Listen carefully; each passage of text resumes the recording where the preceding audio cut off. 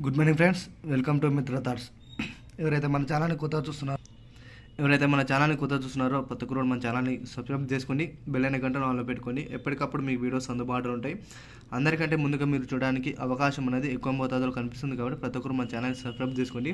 Video చూసిన వెంబడే ప్రతి ఒక్కరు కూడా లైక్ కొట్టండి. లైక్ చేస్తేనే ఈ వీడియో ఎంతవరకు రీచ్ అయింది, ఎంతవరకు ఒక వీడియోని ఆదరించారని అవగాహన ఉంటుంది కాబట్టి ప్రతి ఒక్కరు కూడా లైక్ కొట్టండి.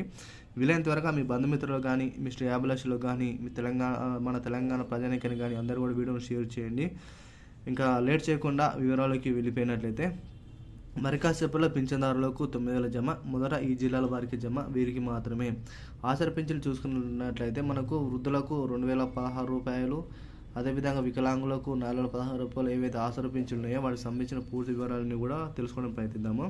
దయచేసి ఈ వీడియోని అయితే ఎక్కడ స్కిప్ చేయకుండా ఎన్ని వారు చూడడానికి ప్రయత్నించండి. మీరు ఎన్ని వారు చూస్తేనే ఒక ఇన్ఫర్మేషన్ అనేది పూర్తిగా గ్రహించిన వాళ్ళు అవుతారు కాబట్టి ప్రతి ఒక్కరు కూడా ఎన్ని వారు చూడండి. ఎన్నికల్లో ఇచ్చిన హామీలో భాగంగా సీఎం రేవంత్ రెడ్డి మాట తప్పిన విషయం అందరికీ తెలిసిందే. ఎందుకంటే మనకు డిసెంబర్ నుంచి ఆసరా పింఛన్లు రిలీజ్ చేస్తామని చెప్పిన ప్రభుత్వం అయితే దాదాపు అయితే ఎవరికి ఇంకా రిలీజ్ చేయాలనేది చాలామంది అనుకుంటాను. కానీ చాలామందికి అయితే కొన్ని డిస్ట్రిక్ట్స్ వారికి మాత్రమే ఒక ఆసరా పింఛన్లు అనేది జమ అయినాయి.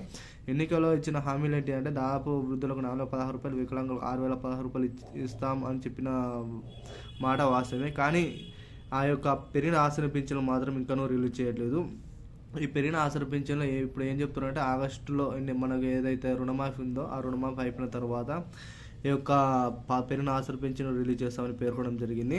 పాత పెన్షన్ ఏవైతే 2,016 రూపాయలు, 416 రూపాయలు ఉన్నాయో ఇవి మాత్రమే ప్రస్తుతం వారి యొక్క ఖాతాలో జమ అవుతున్నాయి.